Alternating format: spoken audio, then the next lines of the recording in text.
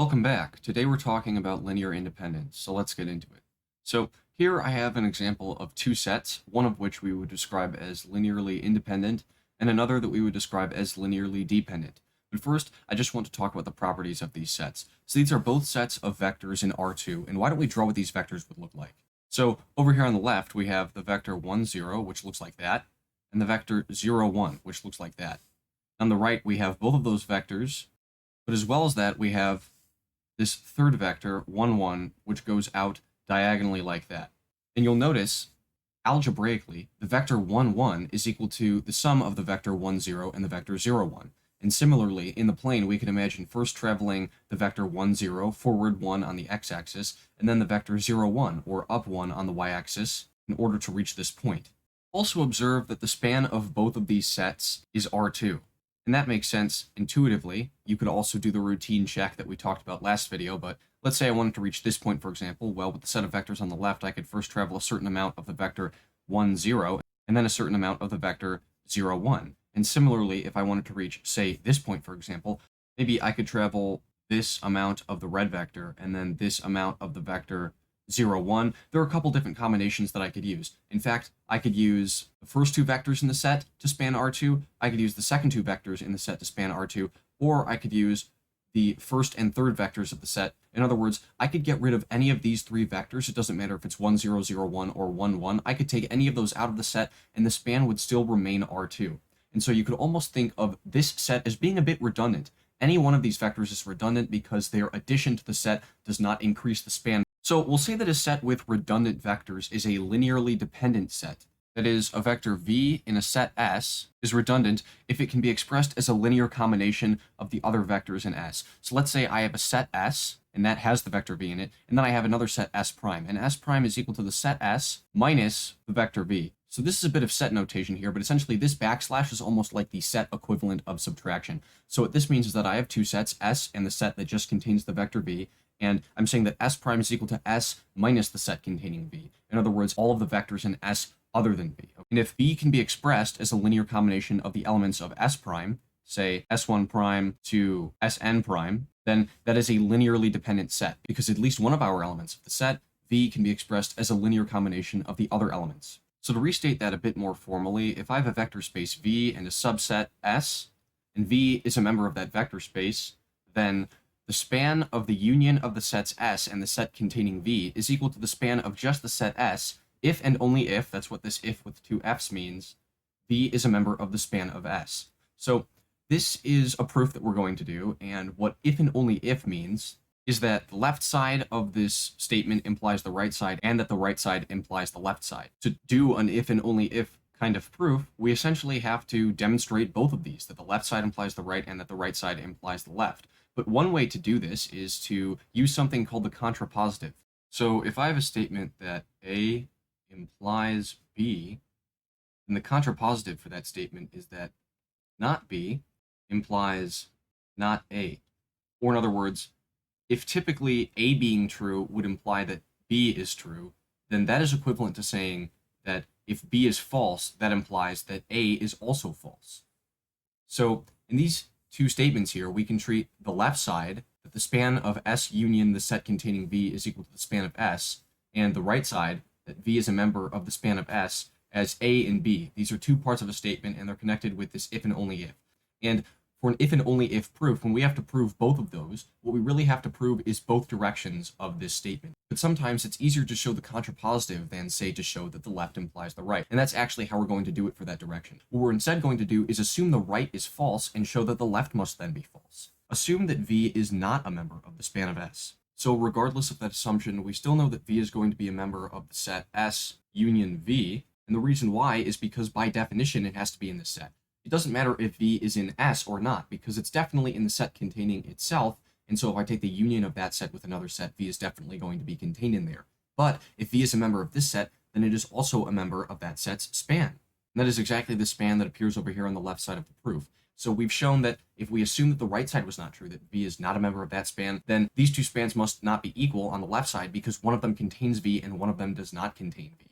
And so by demonstrating the contrapositive that not the right side implies not the left side, we've really shown that the left side in fact implies the right side. So we're done with one direction of our proof.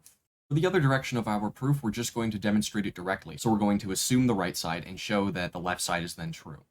So the right side was that V was a member of the span of S, and so now we're assuming that that is true. In which case, V is a member of the set of all possible linear combinations of the vectors in S. So V itself can be written as a linear combination of the vectors in S, say C1 S1 plus all the way to Cn Sn. And what we need to demonstrate is the left side, which is that the span of S union V is the same thing as the span of S.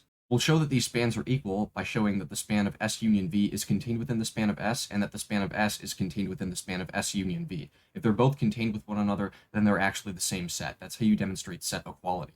So at first, it should be pretty obvious that the span of S is contained within the span of S union V, because the span of S contains all possible linear combinations of the vectors in S, and the span of S union V contains all the possible linear combinations of the vectors in S as well as the vector V. But if I looked at specifically the subset of that, which consists of linear combinations of these vectors where the coefficient before V is 0, then I'm just looking at linear combinations of vectors in S, which is exactly this set on the right. So this one is obviously contained. Now to show that the span of S union V is contained within the span of S, let's take a look at some arbitrary element of that span, W. And if W is in this span, it means that it's, again, some linear combination of the vectors within it. So we have D1 times S n plus 1 all the way to Dn S n plus K plus Dn plus 1 B.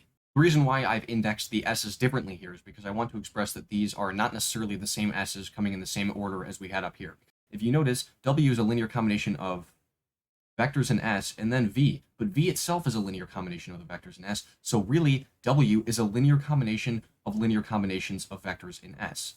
So here we have it, which we know is going to be another linear combination. Therefore, W can be expressed purely as a linear combination of the vectors in S, which means that W is in the span of S. But at first, we assumed that it was in the span of S union V, so W is actually in both of these spans. So we have shown that the span of S at first was contained within the span of S union V, and we've shown that for any element W in the span of S union V, it must also be in the span of S. They're both contained within one another, therefore the sets are equal. And so we verified that the right side implies the left side, and our proof is complete. We're now ready for our definition of linear independence.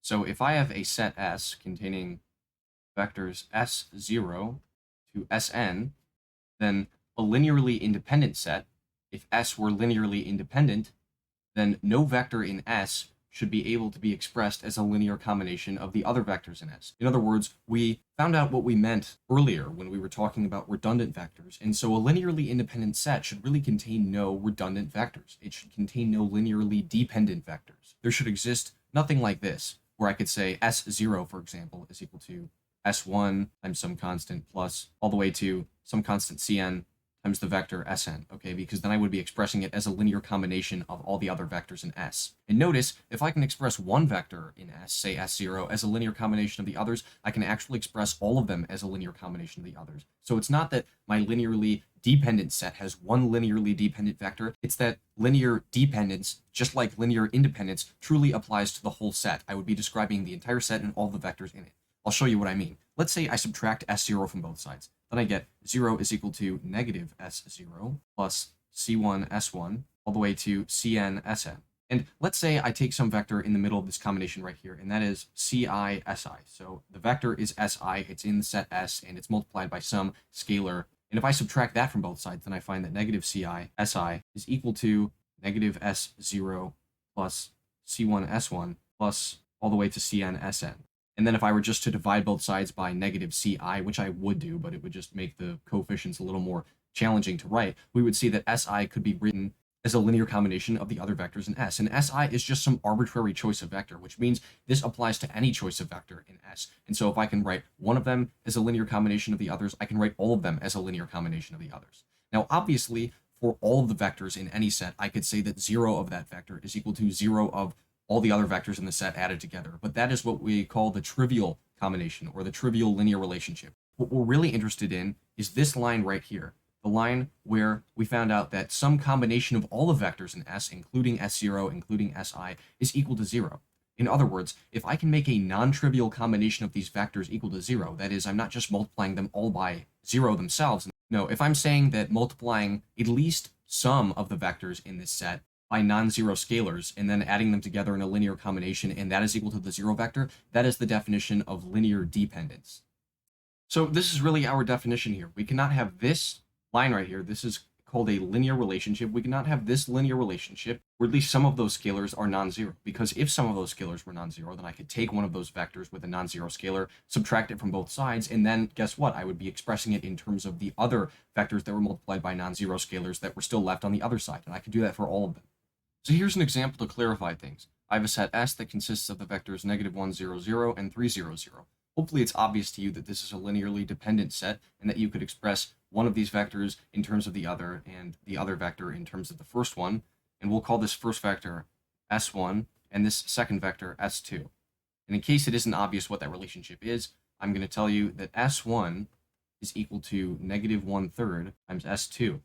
And similarly, that S2 is then equal to -3 times S1. Let's say I take this first equation, for example, and I add 1/3 S2 to both sides. Then I find that S1 plus 1/3 S2 is equal to the 0 vector. And if you notice, this was a part of our other understanding of linear independence and linear dependence. If I could find some non-trivial combination of the vectors in the set that is equal to 0, then I would be able to express any of the vectors in the set as a linear combination of the other vectors in the set. This original equation, I was expressing S1 in terms of S2. Why don't I try to express S2 in terms of S1 from this? I could subtract S1 from both sides and then multiply by 3. I would in fact get the equation that I had up here, that S2 is equal to -3 S1.